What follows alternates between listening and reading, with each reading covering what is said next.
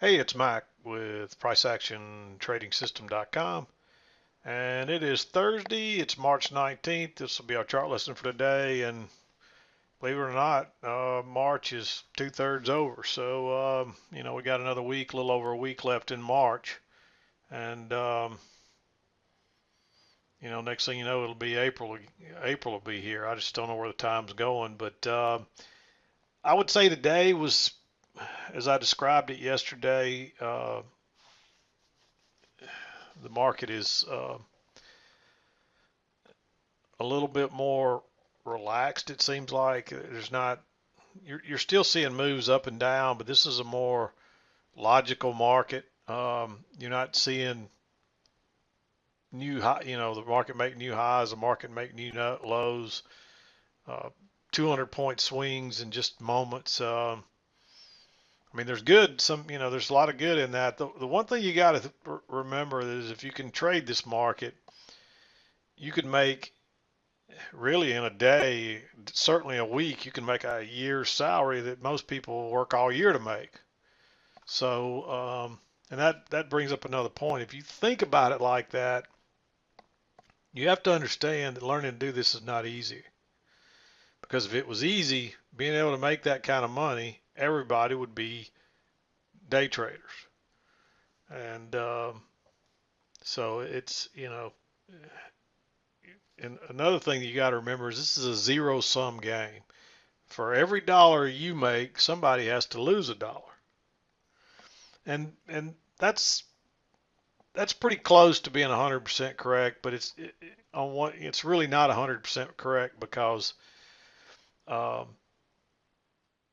some people are hedging against, I don't want to get too deep into this, but just to on just a real high level, some people may own the stock market, actual stocks, and they use the futures to hedge those stocks. So what they're doing right now is maybe they're with the stock market tanking, rather than have to sell their stocks, they may be selling futures to kind of offset the stock losses and things like that. So if you don't understand hedging, go Google that and read up on it, and you can learn what that's actually what's going on there. So technically, uh, not everybody's maybe losing money. A lot of the stuff is a lot of the money that's being transferred from one trader to the next or from one account to the next may be um, people that are pouring money in their 401ks. It automatically comes out of their paycheck every month. They don't have a lot of control over it, but somebody else is putting it into the markets for them. And, they expect to have drawdowns and things like that. So, but for the most part, really, for you to be able to make a dollar, somebody else has got to give up a dollar. And so that's my point where I'm trying to go there. And so just remember that, remind yourself of that. So you got to be smarter than the other guy to get his dollar to keep him from getting your dollar. And really what happens is that most people are donators. You've heard me say this before. Most of your new people coming in as day traders trying to learn, they're donators because they don't have a clue what they're doing. They think they're going to read a book or they're going to read a manual or they're going to join some trading group or uh, believe some Yahoo that says that he's a future stock expert and he's going to show you how to do it and that you're going to be able to do it. And most people just come in and they trade for a few weeks or months and they blow their account and they're gone. And they think, well, that was hard. I can never do that. And it just doesn't work like that. You're going up against professionals, people that do this for a living. So they're not just giving you their money away easily and because it's fun to do. They're only giving you some of their dollars if you outsmart them or that you're smarter than them. And it's just like my analogy that I like to say of there's professional sports. Let's just say a professional baseball player. You got some of these pitchers that even professional players are only batting 2 and 300, and 2 and 300s percentile. So that means every 2 or 3 bats they get a hit. So even they struggle to hit those guys. Imagine if you were to just pick up a bat tonight and walk into a game and try to get a hit. The odds are you probably won't even get a whiff on the ball. And it's the same thing with trading right here. When you click to make a trade, however you're set up to do your trading, and you either buy or sell, you're going to get up against professionals that know what they're doing, that are very experienced at this, and you hadn't got a clue if you're new at this. I'm just being honest with you. And the odds are you're not going to beat those guys. It's going to take you a while to get seasoned and hone your skill and to become as skilled as they are at doing this. And the only way to do that really is a simulator. And that's a good thing about, back in the old paper trading days, it's not the same. You can paper trade all day long, but it's not as realistic as the real thing. But sim trading today in the electronic markets, you're trading the exact same data, simulating that you would be if you're live, and so it's about as close to the real thing as you can get, and except you're just using play money instead of real money. So you can click a button and go from live to sim, and it's the exact same data. So if you don't have a good simulator like that, get one. Even if you got to open an account and put some money in it, it's worth it just to get that free sim account, or you can be sim trading live data. So remember that, and just understand that this is not easy. And everybody comes in it thinks they're going to be the one that's different. They're going to be the one that's smarter than everybody, and that they're going to read a few books or read a manual or two, and they're going to trade for a few days or a few weeks and maybe even a month or two, and then they're not going to listen to me. They're going to go live, and they're going to lose the first. They're going to probably blow their first account or two or three. But I wish that people would listen. And I don't tell you it's hard to. I would probably do better if I told everybody it was easy. But I'm not going to lie to you. I know there's a lot of people out there that'll lie to you to sell you something, and that's not my goal. I want people to truly have success at this. So. But back to my original statement is that, in a day or two, a few days here, you had a chance to make more money than you probably made all year on some, if the market was normal. So it's been just unbelievable.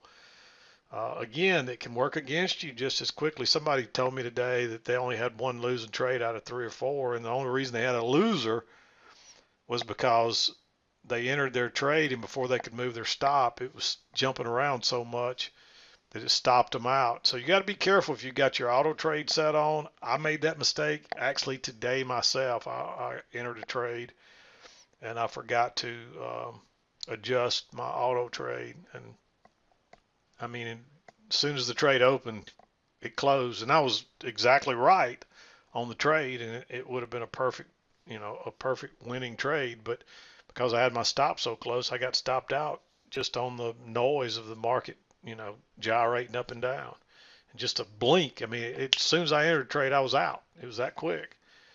And, I automatically have mine, I think, set up to, my auto trade, I think it's set up to be around 12 or 14 ticks, and then I just move it and adjust it to put it one tick above or below the stop, or swing higher, my signal bar, whatever, however you want to describe that. But anyway, you got to be careful with that, because you can make a good trade and still lose, and that happened to me, and it was a pretty good loss too. So, but the great thing is, the next trade was a lot better winner, and I made it up in one trade plus some. So that's the great thing about this. So if you catch one of these moves coming down or going up, especially these off these key entry points, it doesn't take long but to make a lot of money.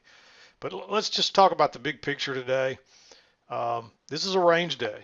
Notice the overnight lows, the overnight highs. We never traded outside of that the entire day. This is a range day. It's a big range, 2280 to 2460, almost 200 point range. So it's hard to call that a range, but it is. It's still a trading range, and the price action is still doing the same things it would do if it was a 20 point range. We started off the top, moved to the bottom, and we worked our way back up to the highs, and now we seem to be working back down. We never did quite make the overnight highs, but that's pretty common even on a regular rate, even when the market's doing what it usually does. And the day's not done yet. We still got a few more minutes left in today's trading. But the big thing is we didn't make any new lows, we didn't make any new highs. I mean, it's a much more orderly market as I described it yesterday. Today, the entire day was much more orderly. It's still volatile. It's still moving quickly. You're still getting those huge moves. But definitely a much more orderly market. So maybe maybe this is just a break, a calm for maybe we're in the eye of the storm right now and we're just waiting for the other side of the storm to come across and wipe us out. I don't know, but it was nice to see the market not sell off hugely or rally some incredible amount that just made it, you're just awestruck that you can only sit there and watch it. So, but these are some nice little trends here. Up, down, up, down. And if you look out the big picture here, there's a two-tiered channel working up here. And really you have to narrow down into the smaller trends still to trade this. And, that's the beauty of price action. There's trends within trends, there's ranges within trends, there's trends within ranges, which is what we've got today. So we got a big picture range, we got a two-tiered channel within that range, we got smaller channels and even some tight ranges within those trends. And so that's why price action works on every level, because the rules hold true no matter what level you're at, and you just hone down into it and get a little closer, and you still find your trends, and there's a range trend. Notice we traded up into this range, and then we had another leg out the other side. Measure that first leg and look for a measured move, and there it is, almost to the tick, before we got a nice correction. So this stuff works at every level. So just remind yourself of that. One thing I did want to show you today is I get this question a lot, and I got it today, so it's fresh on my mind, so I'll talk about it. But this gentleman was looking for a reversal, and so he's counting second entries on the way down, and then suddenly it reverses, and he wants to know, he got confused on how to count the second entries going higher. Well, until you make a new swing high, you got to count off the high. So coming down here, you couldn't really start to count. The first new swing high was really right there. I take that back. You actually had one here. So first entry, second entry, but really coming down, you should be counting off the other side. But then suddenly he wanted to count off the highs, and he couldn't figure out. He got all confused how to get a second entry in here. Well, you got to wait till you get a new swing high. Like there's the last one. There's your first new swing high. So you got a first entry, but it keeps going, pulls back, and you got a first entry again, keeps going, pulls back, another first entry, keeps going, pulls back.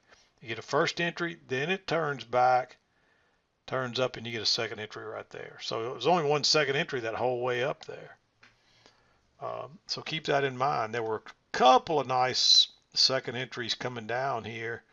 I know I traded a couple of these myself. This was a really nice one right here. Notice you made your new low. First entry, you come back up, and it confirmed that little spiking channel. Look how bearish that bar is. Just goes short right there. Nice trade. There's another little, even a second entry right here. Notice the new low, and you're moving up first entry, you come back up, and second entry. It's not a real good signal bar, but it still was a second entry and a pretty nice move. But this was a good one here. It's not a perfect signal bar, but that's a pretty much a double test of that level. But notice that low, first entry, you're moving up, and it broke higher and turned. And so when it broke lower there, that's a nice second entry. But there's a lower high right here, and that was a really good entry right there. And that doesn't look like a very big move, but you can make a killing on that one little move right there, because that's, 2380 something all the way down to, I mean, there's a 10-point plus move right there before it bounces. So, but yeah, don't get, people try to make this a lot harder than it is.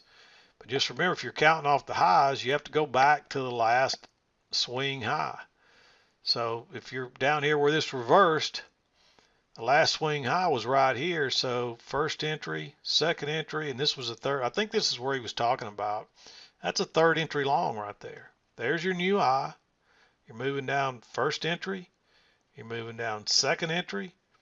You're moving down third entry. And then finally it makes a new swing high that's higher than that one. So there's your first entry. And then it moves on up, makes a new high. Another first entry. Moves up, makes a new high. First entry. Pulls back first entry, then it corrects, hadn't made a new high. There's your second entry right there. So remind yourself of that. The only way you can count off, you can count off both sides at the same time. It's a little complicated for new people. And I always tell people, nobody ever wants to listen, but I always tell people, in the beginning, just concentrate on counting, trying to learn to find second entries with a trend. And once you get that down, it'll be a whole lot easier to then start trying to figure out how to find the failures. Once you understand the second entry really well, a failure is almost obvious to you because you're watching the second entries and you're seeing them clearly. But when you try to learn all that together at one time, it complicates it. It's not that complicated, but it's just a lot to keep up with and remember all, after reading the manual one time. You can't just read a manual one time or watch one video and then get it down. You got to practice it. It's a skill. You got to practice it every day. That's the reason I'm always harping, practice, practice, practice, practice. You come in here and trade during the day and then you close up and go home, you're not going to get much better. The way you get better is you study your tendencies. You figure out what you do wrong and you figure out where you have weaknesses and what you do wrong and you correct it.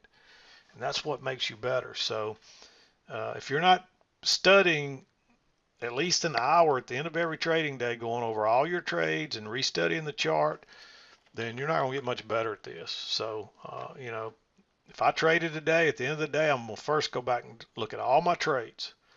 And I'm going to see what I did right and what I did wrong, and I'm going to try to correct it. And just because you had a winning trade doesn't always mean you did the right thing, because sometimes, even if you're wrong, you get enough movement to scalp out. I've had people thinking they had it made, and they send me their chart and they had 5 or 6 winners in a row, but every one of them were pure luck. They didn't do a single thing right.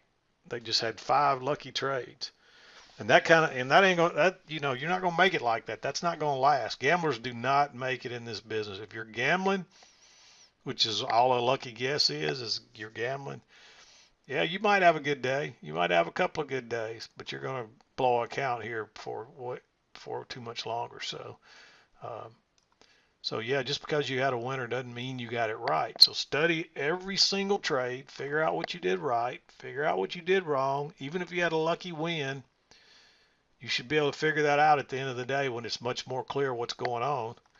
And then after you do that, then go back and study the whole chart. Then I've studied my trades now, so now I'm going to back out and I'm going to study this chart. And I'm going to look and I'm going to say, where did all the really big moves, where were the best moves at? One of them was here going up. Another one was here going up. Here. Why did that happen? Well, that's because there's a trend line coming up through here, and when prices came back to it. All right, another one was these moves coming down. Why did prices turn down up here? Well, first of all, there's a lot of resistance up here, but there's a midline right in here, and there's a trend channel line on the other side of that up here. So, and you can see where prices are playing both sides of this line all the way up. That's important to understand that. Okay, had a little interruption there. Somebody's trying to sell me burial insurance. I guess the coronavirus has everybody out, has the scammers out trying to sell stuff left and right. But anyway, I hope that's clear, and that's why you have to study every day. Look and see where the big moves came from. Study your chart and see if you can figure out why those big moves came from there.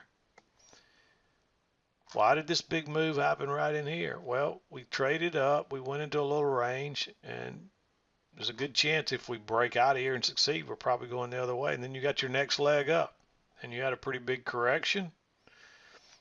That played out, and then you had another leg up here again. But why the price is still working higher? Because in the bigger picture, we're coming off this trend line trying to get back up to the highs, and we just, we never did do it. But this is more of a range day, so the resistance was really coming into play at different places here. And then we've really just kind of been working more sideways here late in the afternoon. So market's about to close any minute now. It's about 310 or 311. Actually, it's 319 on my. Oh, no, it's not. I'm sorry. I'm looking at the date. It's 309. So my clock is right. Got a little confused there for a minute. I was like, why is my clock off so bad? But I was looking at the date. But anyway, I hope that's clear to people. It seems like there was something else I wanted to discuss today, and I'm going to wrap it up. I'm not sure I'm going to trade tomorrow. I may take a day off and stay home tomorrow. I haven't made up my mind yet. If you don't see a mid-morning chart in the morning, you'll know I probably stayed home. Even if I do come in, I'm probably going to leave early, 10:30, 11 if I take a trade or two. I probably won't take a trade at all tomorrow. It's been a really good week. I mean, I know some of you want to trade every chance you get, but I'm way past that now. So it's become a job for me, so I like taking days off these days, when I can. So especially if I don't really have to trade and need to trade. So, but anyway, you can see the big picture trading range, and we pretty much we're in a two-tiered channel working higher here. You could probably argue, is this really the correct midline and upper trend channel? Doesn't matter, because your main trend line was here. That was the main one you have to get right. And then using these shorter term trends, you knew when the market was done, about to turn or whatever. So that's just to give you an example. When we started higher, right here, you got this channel working up. You get a close outside, move to a new high. So you knew it was that trend was over, at least temporarily. Then we're working sideways. And then you get the next one moving higher here. You don't really know you're going higher here until you get a little breakout pullback right here, and this trend line still playing out. And you probably don't want to be entering long up here in this market anyway. So then you're coming back down and you get a nice reversal right here. That was a nice setup right there. Let me back out and show it to you. We'll just go over that one trade. But this one's played, you got this one working up. Look how far away you are from the EMA. But you still, on day, the way this market's been lately, you don't want to be trying to pick any tops. So wait on your reversal. But notice what happens. You're working down. You get a first entry long, then you move down, you push below and close below the EMA, then you come back and you really confirm that trend line right there with a third touch. You get a failed second entry long, and on top of that, you got a hugely bearish bar. Just go short one tick below that. Look at it go. That was a quick, easy move. And that was just that one setup. Makes you gives you a nice trade for the day. You don't need but a couple of those. And then you're working on down here, and then it reverses out of here. This is not as good a reversal here, even though, notice the new low, first entry, moving on up, there's a second entry. So when it broke higher, that's a failed second entry. I'm not as crazy about that one because you're not going long off the trend line here in the EMA, you're going long way up here on the other side of the channel where, I mean, we did overshoot it right there. So is that going to be an overshoot, or is it maybe this two-tiered? So you don't know that right there. So that's not as good a, still a reversal pattern. It still would have given you a nice trade, but it's not one that I necessarily like. But notice what happens. You come back down, back to the trend line. You get a first entry, then you run up and you get a second entry short right there, and that one fails. Now that's a much better setup. So, and that is actually, there actually was a second entry long right there. Notice that high, pull back first entry, and then you make a little lower high, second entry right there.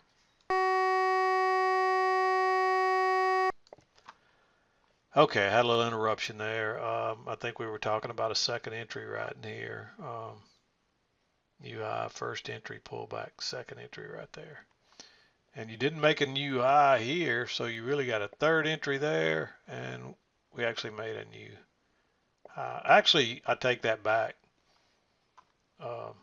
You did make a new swing high higher than that one, so that's a double top, basically a new high, first entry, and so there's another second entry right there. Not the best second entry, but it is one. So there's a lot of resistance right there. You'd want to be careful about going long. So anyway, I'm trying to remember if there was anything else. I've had so many interruptions. I apologize. Oh, now I think that's about it. It's a range day. We really traded up most of the entire trading day. These are some relatively large corrections in here too, though, but it's mostly uphill.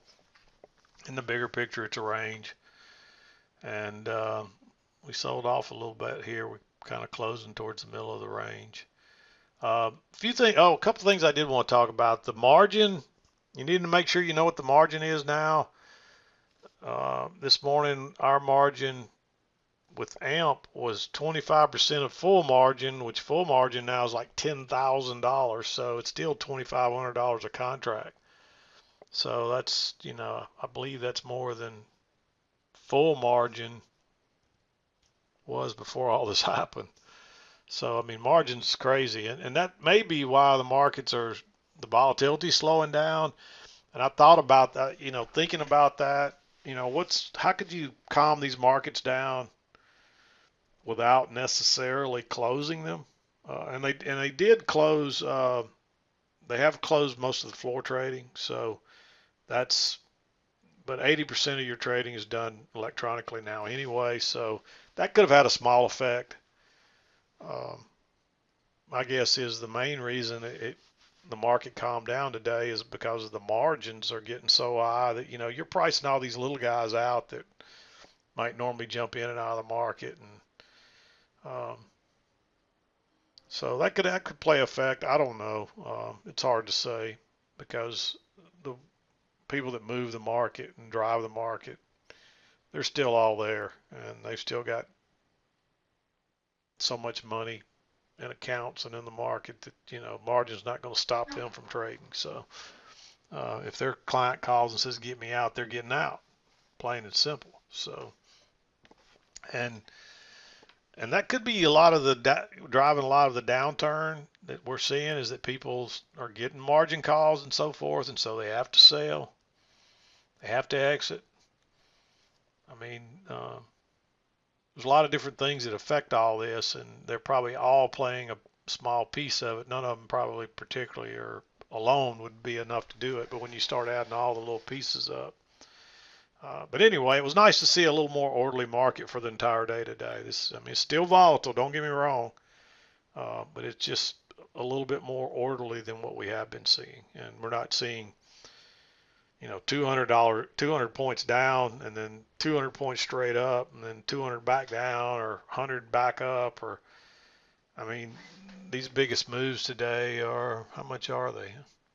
They're probably still really nice moves. Let's just see what this one would be. 2308 to